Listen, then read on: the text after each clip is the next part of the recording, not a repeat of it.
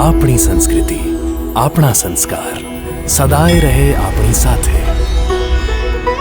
ભારતના મહાન ગ્રંથો અને કવિતાઓનો સંપૂર્ણ સંગ્રહ. સબસ્ક્રાઇબ કરો તિલક.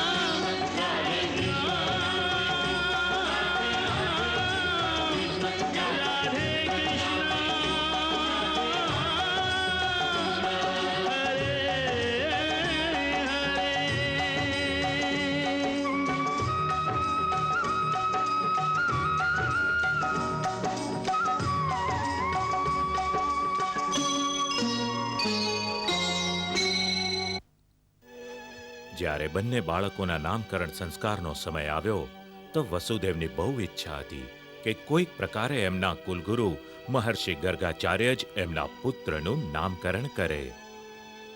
આપની ઈચ્છાનુસાર શાસ્ત્ર મર્યાદાને અનુરૂપ આપના બાળકના નામકરણ સંસ્કાર સંપન્ન કરી દઈશ. દેવકીએ માતૃસ્નેહને કારણે પુત્રને માટે એક રેશમી ઝબલું બનાવીને ગુરુદેવને આપ્યું. ગુરુદેવ, મેં મારા લાલા માટે મારા હાથે એક રેશમનું ઝબલું બનાવ્યું છે. જો રોહિણીબેનની આજ્ઞા હોય તો સંસ્કારમાં એને પહેરાવી દેજો. અતિ ઉત્તમ, લાવો. આમ તો દેવકીને જ્ઞાન પણ નહોતું કે બીજું બાળક પણ એનો જ પુત્ર છે. તે છતાં એણે 2 ઝબલા બનાવ્યા હતા. મને કંઈ ખ્યાલ નથી કે એ કેટલો મોટો થઈ ગયો હશે. આપ દિવ્ય દ્રષ્ટિવાળા છો. આપ જ કહો કે એને આ થશે કે આ. ગર્ગ ઋષિ તો સચ્ચાઈ જાણતા હતા એટલે તેઓ હસવા લાગ્યા. ધન્ય છે આપની લીલા પ્રભુ. માના આત્મામાં પણ એવું દિવ્ય જ્ઞાન ભરી દો છો કે અજાણતાએ એના હાથે સર્વ કાર્ય યોગ્ય થાય. ત્યાં એ પણ ડર હતો કે ક્યાંક કંસને જાણ થઈ ગઈ કે વસુદેવનો એક પુત્ર રોહિણીના ગર્ભમાં જન્મ લઈ ગોકુળમાં ઉછરી રહ્યો છે તો એ બાળકના પ્રાણ સંકટમાં પડી શકે છે. એમની આજ્ઞા છે કે આપણે આપણા બાળકોના આ સંસ્કાર ખૂબ જ ગુપ્ત રીતે કરવા પડશે. જો એને જાણ થઈ જાય કે યાદવોના કુળગુરુ દ્વારા કોઈ બાળકના કોઈક સંસ્કાર થયા છે તો એને જ દેવકી ભાભીનું 8મું સંતાન સમજી લેશે, જેનાથી એ બાળક પર બહુ જ ભારી સંકટ આવી શકે છે. પધારો. એથી જ મહર્ષિ શાંડિલે આશ્રમની ગોશાળામાં ખૂબ જ ગુપ્ત રીતે બાળકોના નામકરણ સંસ્કારનું આયોજન કર્યું.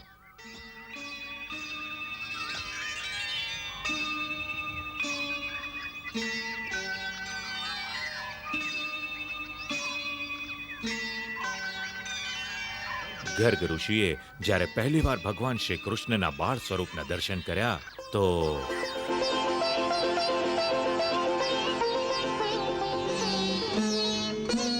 आज युगों पीछे मिले भक्त और भगवान, एक व्याकुल और एक के मुखड़े पर मुस्कान।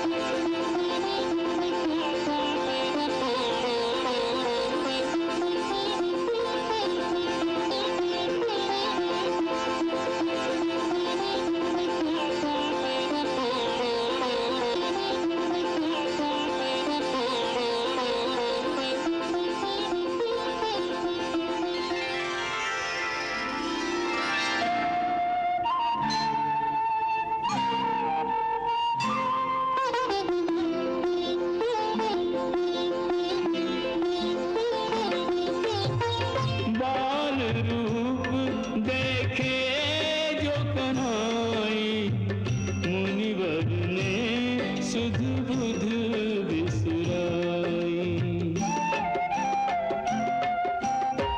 हर्ष अपार हृदय न समाए, नैनन में आंसू भर आए। अंतर्गति जो भई लखी स्वामी, सो जानत बस अंतर्यामी।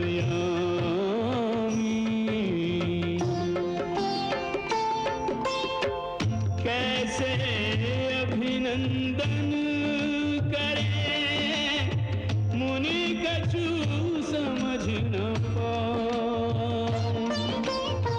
देख दशा निज भक्त की, प्रभु मन में मुस्कान,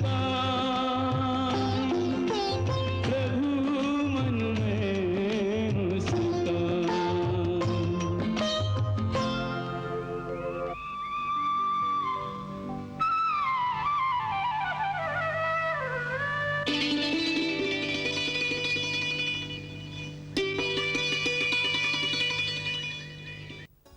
ભગવાન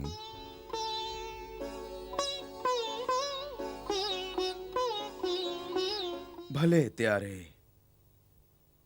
હે વ્રજેશ્વર, પહેલા હું રોહિણી નંદનનું નામકરણ કરું છું.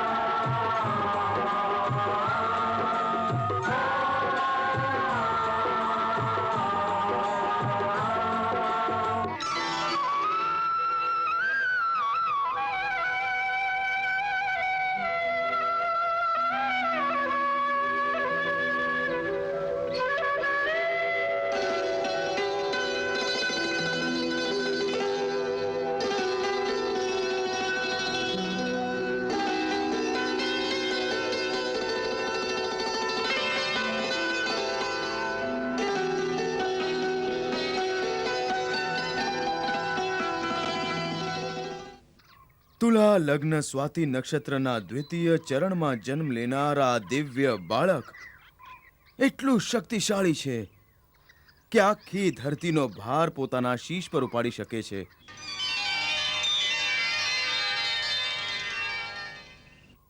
એનામાં અનંત ગુણ છે જેનાથી તેઓ સર્વ મિત્રો અને સગા સંબંધીઓને અત્યંત આનંદિત કરશે.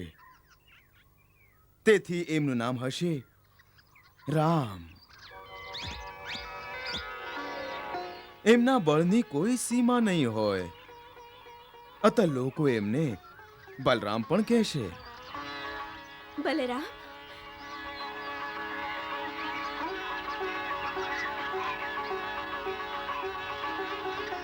સંકર્ષણ દ્વારા રોહિણીના ગર્ભમાં પધાર્યા છે એટલે એમનું એક નામ સંકર્ષણ પણ હશે.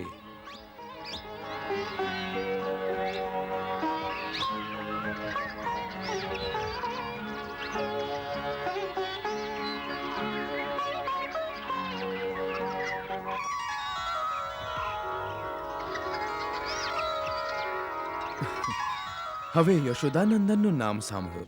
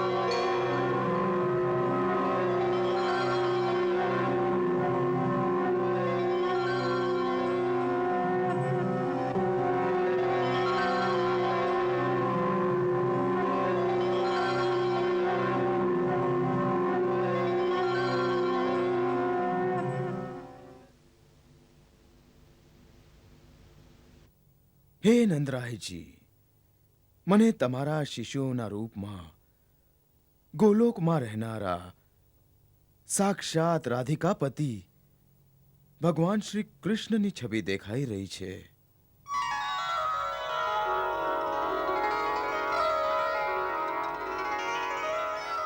એટલે આપણે એમનું નામ એ જ રાખશું, કૃષ્ણ. કૃષ્ણ, કૃષ્ણ, કૃષ્ણ, કૃષ્ણ, કૃષ્ણ, કૃષ્ણ, કૃષ્ણ, કૃષ્ણ.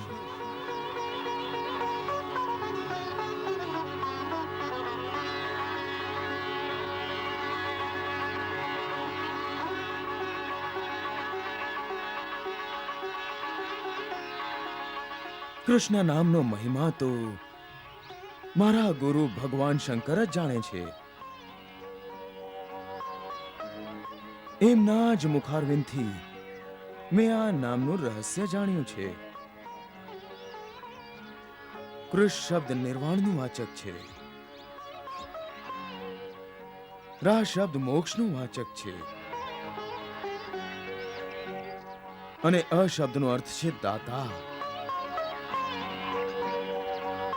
શુક્રનો મોહ જે નિર્વાણ અને મોક્ષના દાતા છે.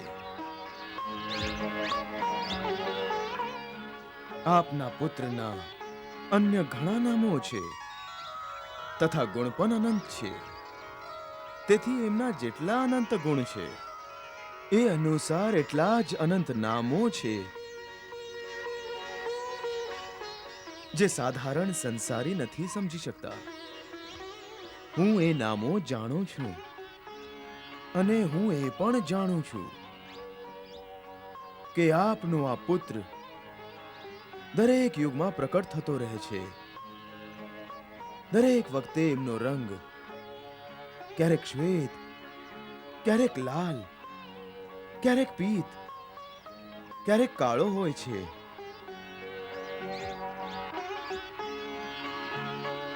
હું એક વધુ રહસ્યની વાત તમને જણાવું છું. આપનું આ બાળક આપના ઘરે આવતા પહેલા ક્યારેક વસુદેવજીના ઘરે પણ પેદા થયું હતું. એટલે આ રહસ્યને જાણવા વાળા લોકો એમને ભગવાન વાસુદેવજી પણ કહેશે. જરા લાલાની જન્મકુંડળી તો પૂછી જુઓ. પ્રભુ, આપ તો જ્યોતિષ શાસ્ત્રના રચયિતા છો, ભૂત ભવિષ્ય સર્વ જાણો છો. અમારા લાલાની કુંડળી શું કહે છે? એને જીવનમાં કેટલો આનંદ મળશે?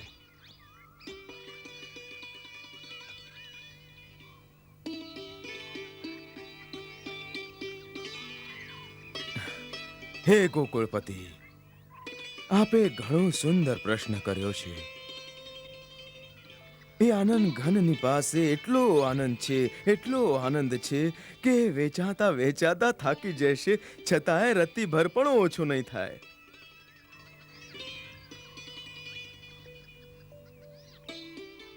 આપનો આ પુત્ર કેવળ ગોકુળવાસીઓને જ નહીં, વિશ્વના સમસ્ત પ્રાણીઓને પરમાનંદના સાગરમાં નિમગ્ન કરી નાખશે.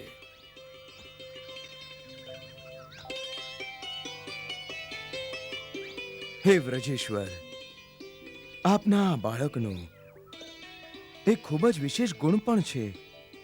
એ શું પ્રભુ?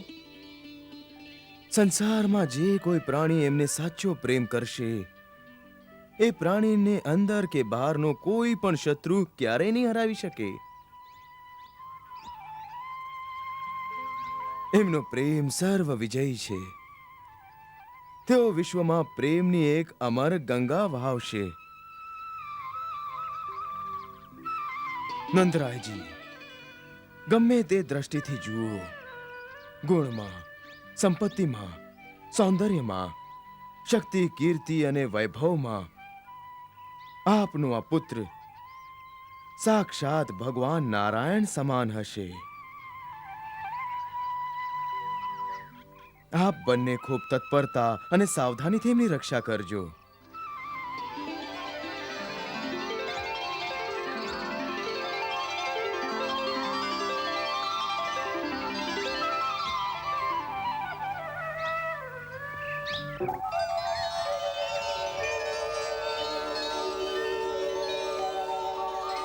હું જોઈ રહ્યો છું કે આ સમયે આકાશમાં સ્થિત સર્વ દેવતા પણ આપના ભાગ્યની પ્રશંસા કરે છે, અને મારા ભાગ્યની પણ. કેમ કે આવા ઐતિહાસિક ક્ષણ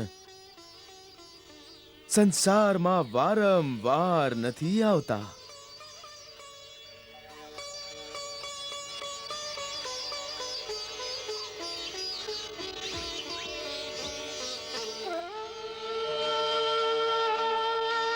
शक्ति कहाँ जो मैं कहूँ, तुम्हारा सुजस अपार, तदपि कृपा मोह पे करी, तुम प्रभु परम उदार, तुम प्रभु परम उदार. शारद सुगुण गावत न पावत पार, शंभु उमारमा ध्यावे गणेश सुरेश शेष, त्रिलोक देत परिक्रमा. नहीं शक्ति नहीं सामर्थ्य में मतिहीन है पुरुषोत्तमा, निज शरण लीजय भक्ति दीजय, दोष त्रुटि कीजय क्षमा, दोष त्रुटि कीजय क्षमा.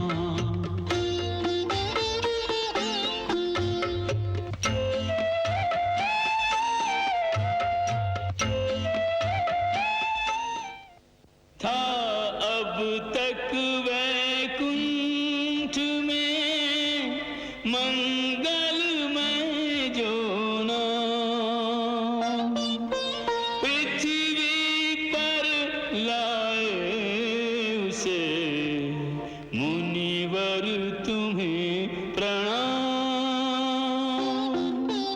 ऋषिवर तुम्हें प्रणाम. गर्ग भगीरथ बन तुम आए, विष्णु नाम की गंगा लाए, विष्णु नाम की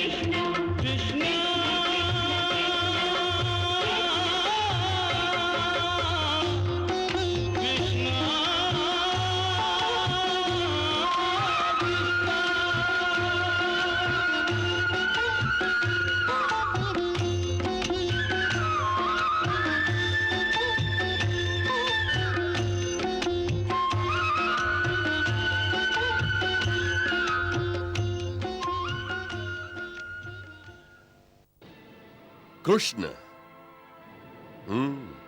કૃષ્ણ. તો કૃષ્ણ નામ રાખ્યું છે એનું.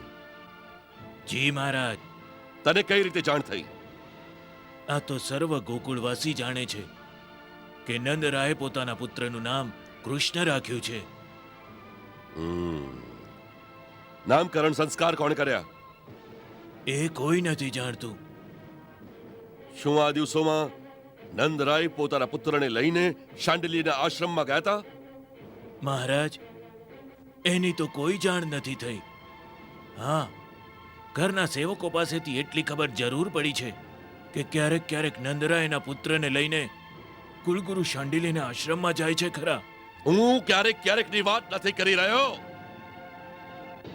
અમે એ જાણવા માંગીએ છીએ કે ગયા 2 દિવસોમાં જ્યારે ગર્ગમુનિ ત્યાં હતા એ અવસર પર નંદરાય પોતાના પુત્રને લઈને શાંડિલ્યના આશ્રમમાં ગયા કે નહીં? મહારાજ, એની કંઈ જાણ નથી. જો ગયા હશે તો ગુપ્ત રીતે ગયા હશે. જે કાર્યને ગુપ્ત રીતે કરવામાં આવે એની ખબર રાખવી તમારું કામ છે. તું શું કહે છે કે આ સૂચના સાર્વજનિક છે કે નંદરાયે પોતાના પુત્રનું નામ કૃષ્ણ રાખ્યું છે?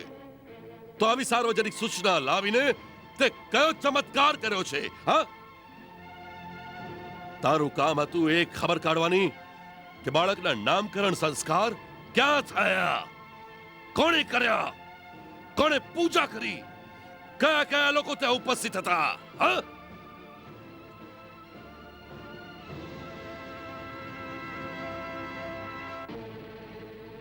ગર્ગમુનિની ગતિવિધિઓ પર તે નજર રાખી હતી? એ ક્યારે ગોકુળમાં ગયા હતા? જી ના. આશ્રમની બહાર ક્યાંય બીજે ગયા હતા? જી ના. તેઓ યમના પાર કરીને સીધા શાંડિલ્યના આશ્રમમાં ગયા હતા અને ત્યાંથી નીકળીને સીધા મથુરા ગયા હતા. બીજે ક્યાંય ગયા નહોતા. આશ્રમમાં ક્યાં રહ્યા? જી ગૌશાળાની પાસે જ એક કુટીરમાં એમના નિવાસનો પ્રબંધ કરાયો હતો.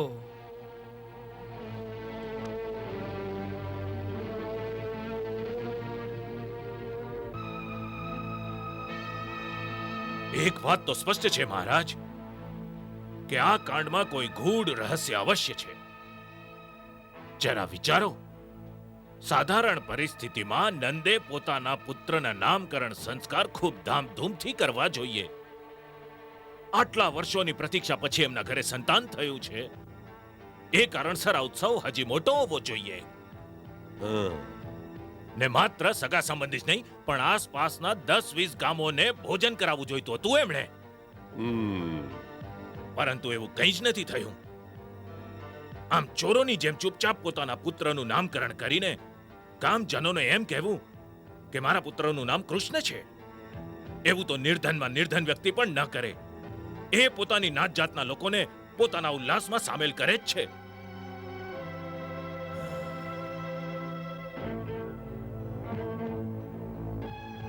આ તર્કથી જોઈએ તો ખબર પડે છે કે કોઈ ગૂઢ રહસ્ય જરૂર છે આ વાતમાં, અને આ રહસ્યમાં જ એનું મહત્વ પણ.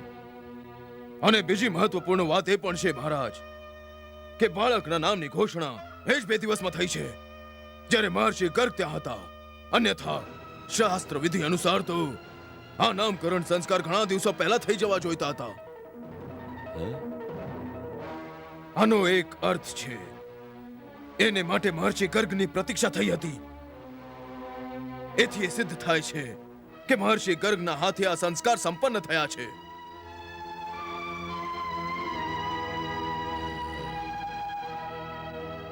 અને જો ગર્ગ મુનિના હાથે નામકરણ થયું છે તો એનો અર્થ એવો થાય છે કે આ બાળક નંદરાયનું નહીં પણ વસુદેવ અને દેવકીનો પુત્ર છે. એક વાત મને નથી સમજાતી કે આપણે આ વાતને સિદ્ધ કરવા માટે આટલું કષ્ટ કેમ લઈ રહ્યા છીએ. એ નંદનો પુત્ર છે કે વસુદેવનો? બંનેમાંથી કોઈનો પણ હોય, પરંતુ આ વાતને નકારી ન શકાય કે આ કૃષ્ણ નામનું બાળક જ આપણો પરમ શત્રુ છે. એણે જ પૂતનાને મારી શ્રીધરને અપંગ કરી દીધો. કાગાસુરના મૃત શરીરને ભર દરબારમાં મહારાજની સામે ફેંકીને મહારાજને જાણે પડકાર્યા છે. વળી ઉત્કચ જેવા પરમ બલીને એક જ ઠેસ મારીને યમલોક મોકલી દીધા. આમાં હવે કોઈ સંદેહ નથી રહ્યો કે આ સર્વ એ જ બાળકના માયાવી કરતૂતો છે. જ્યારે શત્રુ સિદ્ધ છે તો આપણે કેવળ એ વાત પર ચર્ચા કરવી જોઈએ કે એનો સામનો કઈ શક્તિ દ્વારા થઈ શકે, કયા પ્રકારે એનો નાશ કરી શકાય. બાકી એનાથી શું ફરક પડે કે એ બાળક નંદનું હોય કે વસુદેવનું? ફરક છે, અને આ ફરક ઘણું મહત્વ ધરાવે છે. જો એ નંદનો પુત્ર છે તો એ કેવળ કોઈ સાધારણ માયાવી શક્તિ છે જેને વિષ્ણુએ અમને ભરમાવા માટે મોકલી દીધી હશે, જેથી એની જાળમાં ફસાઈને અમે એને જ અમારો અસલી શત્રુ સમજી લઈએ અને એની ઉપર જ આક્રમણ કરતા રહીએ.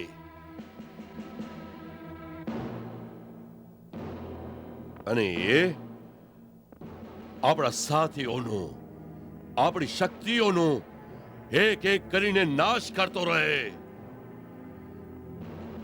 અને જે ખરો શત્રુ છે એ ક્યાંક આરામથી ઉછળતો રહે. હા! હા!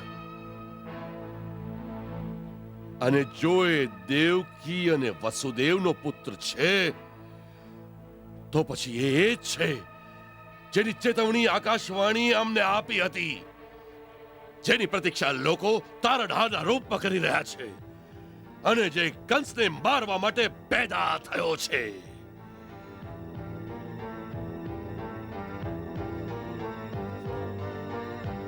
એટલે એ જાણવું અતિ આવશ્યક છે કે દેવકીનું 8મું સંતાન એક છોકરી હતી કે છોકરો. અને જો એ પુત્ર હતો જેવું પેલી અષ્ટભુજા દેવીએ અમને જણાવ્યું હતું, તો એ કોણ છે, ક્યાં છે, કોના ઘરમાં ઉછરી રહ્યો છે?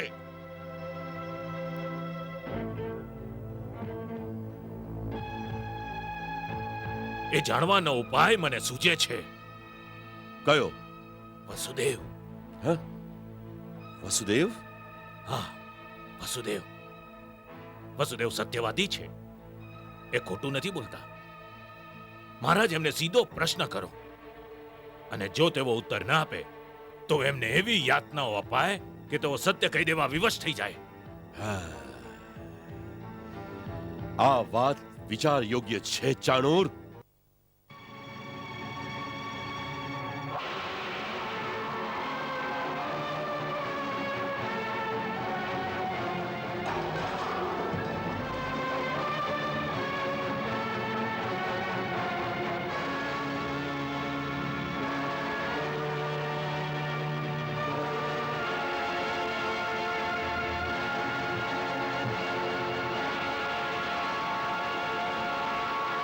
મહારાણી, મહારાણી, મહારાજના સૈનિકો ઘૂસી આવ્યા છે. કેમ?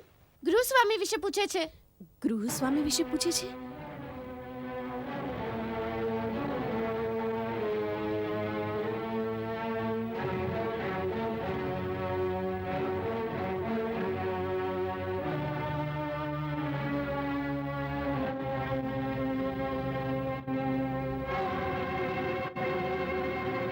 આ પ્રકારે અંદર આવવાનું કારણ? કોની આજ્ઞાથી આપ સર્વ અંદર આવી ગયા? મહારાજની આજ્ઞાથી. મહારાજ? હા, અમે કુમાર વસુદેવને લેવા આવ્યા છીએ. લેવા આવ્યા છો? પણ કેમ? એ અમે નથી જાણતા. એમની આજ્ઞા છે કે કુમાર વસુદેવ જ્યાં પણ હોય એમને લઈ જઈએ. તેઓ આ સમયે કોઈ કાર્યવશ બહાર ગયા છે. તમે જાઓ, હું એમને મહારાજનો સંદેશો આપી દઈશ. ના, એમના આવવા સુધી અમે અહીં જ પ્રતીક્ષા કરીશું. સિપાહીઓ!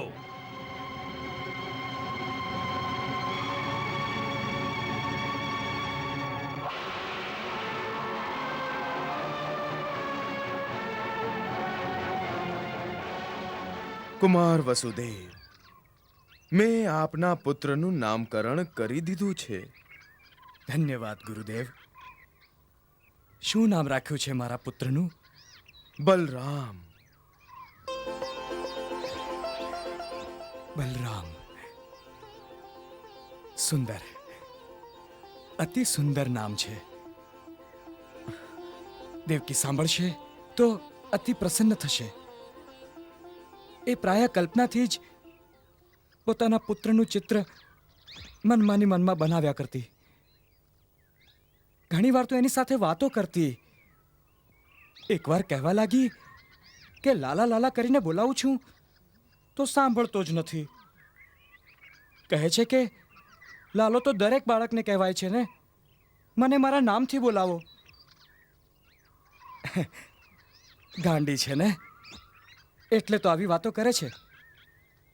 પરંતુ આજે જ્યારે એને પોતાના પુત્રનું નામ જ્ઞાત થશે તો એ અતિ પ્રસન્ન થશે. ગુરુદેવ, દેવકી પૂછતી હતી કે પેલા બંને જબલામાંથી એના પુત્રને કયું જબલું બરાબર આવ્યું? બંને જબલા એના બંને પુત્રોને બરાબર આવી ગયા છે.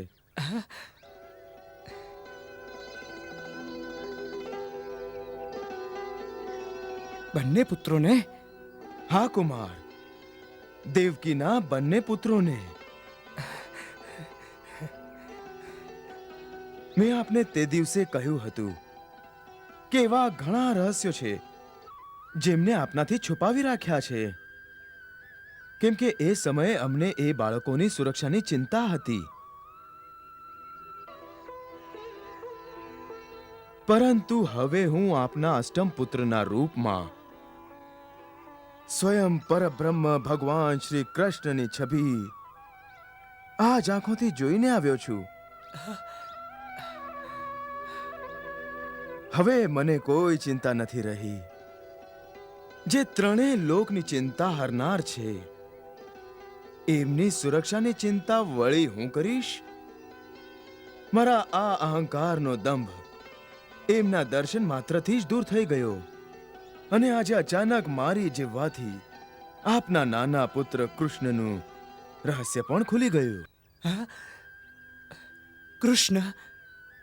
આપે એનું નામ કૃષ્ણ રાખ્યું છે?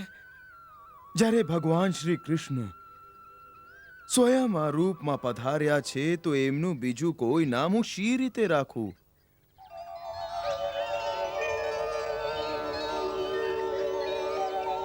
ગુરુદેવ, આપના કહેવાનો અર્થ એ છે કે અમારું અષ્ટમ સંતાન એ કન્યા નહોતી. આપનું અષ્ટમ સંતાન કન્યા નહોતી. આપનું અષ્ટમ સંતાન તો એક પુત્ર હતો, જેમ આકાશવાણીમાં કહ્યું હતું. પુત્ર હતો? હા. અને અને અને એ જ છે કૃષ્ણ, જે આ સમયે નંદરાયજીનો પુત્ર કહેવાય છે.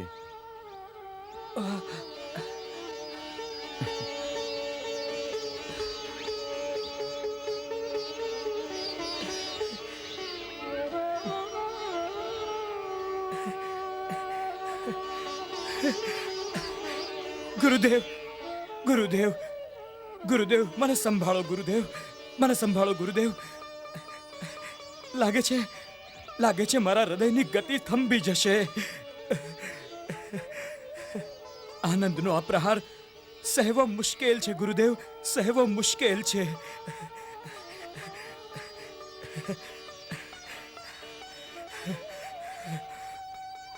ગુરુદેવ, શું આ સત્ય છે? હા કુમાર, આ સત્ય છે. અને એ પણ સત્ય છે કે આ છે તારણહાર જે જગતનું કલ્યાણ કરવા દેવકીના ખોળામાં પ્રકટ થયા છે.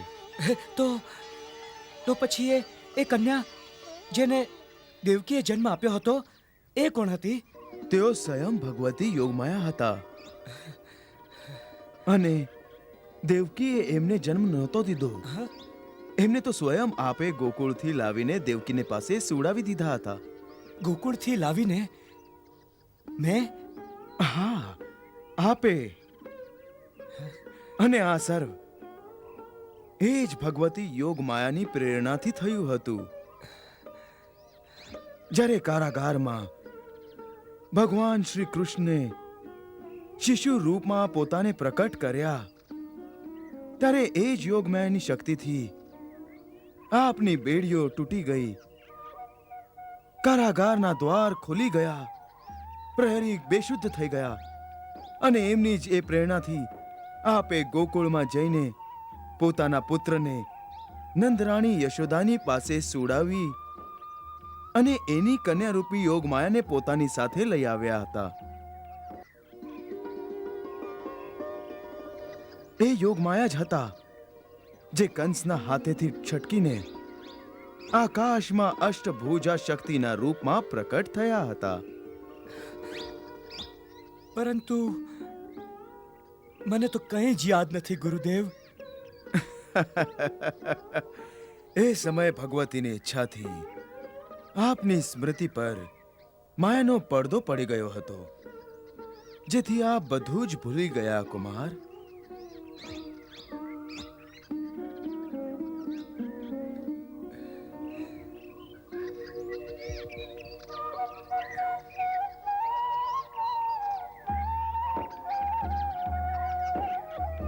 આવી દિવ્ય અનુભૂતિથી મારી ચેતના, મારી સ્મરણ શક્તિને વંચિત રાખીને મારી સાથે અન્યાય કર્યો છે ગુરુદેવ. ગુરુદેવ, આપની પહોંચ તો ત્યાં સુધી છે ને? તો કૃપયા યોગમાયાને કહો કે આવી વિચિત્ર લીલા જે સહસ્ત્ર યુગોમાં પણ આ ધરતી પર પહેલા ક્યારેય નથી થઈ, એ વિચિત્ર લીલાનું એક સક્રિય અંગ હોવા છતાં એના આનંદની સ્મૃતિથી હું વંચિત રહું, એવું થવું ઉચિત નથી. જ્યાં સુધી આ આશંકાનો પ્રશ્ન છે કે હું સત્યવાદી છું, તો હું આપને ખાતરી આપું છું કે જો હું બોલીશ તો સત્ય બોલીશ ને, પરંતુ હું બોલીશ જ નહીં તો મારા શરીરના સેંકડો ટુકડા કરીને પણ કોઈ મને બોલવા માટે વિવશ નહીં કરી શકે. એટલો મારી પર વિશ્વાસ રાખો ગુરુદેવ. પરંતુ મને એ દિવ્ય અનુભવની યાદ પાછી આપો.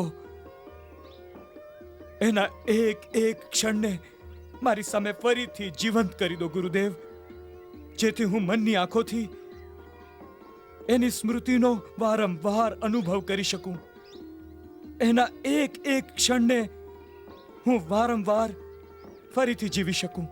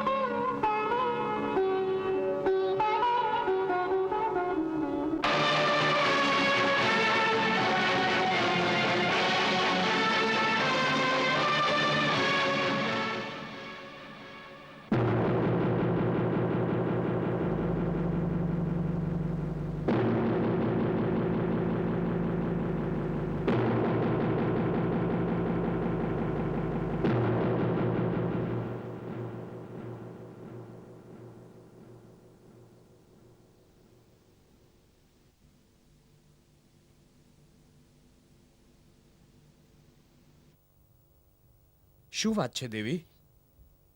દ્વાર પર કોઈ દ્વારપાળ નથી, ઘરમાં પણ ચારે તરફ સુમસામ છે, ના કોઈ સેવક ના કોઈ સેવિકા, અને અને આપ પણ આ રીતે એકલા ગુમસુમ ઊભા છો.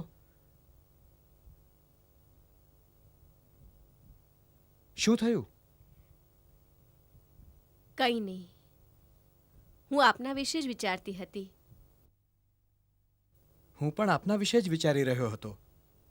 હું વિચારતો હતો કે આપને એ રહસ્ય જણાવું કે ન જણાવું, એ જ જે ગુરુજીએ. હા, તેઓ આપની જ પ્રતીક્ષા કરે છે. કોણ?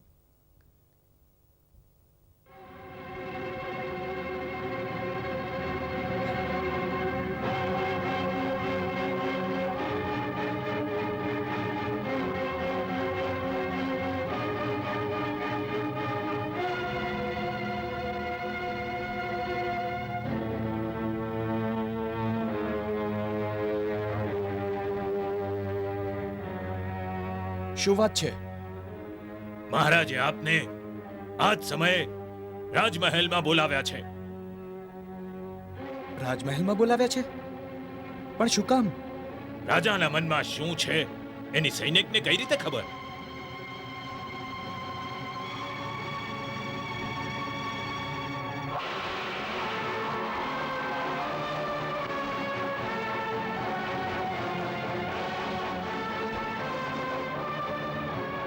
ઠીક છે, ચાલો. હું પણ સાથે આવીશ. ના, કેવળ આમને જ લઈ આવવાની આજ્ઞા થઈ છે. ધીરજ રાખો. ચાલો. ચાલો.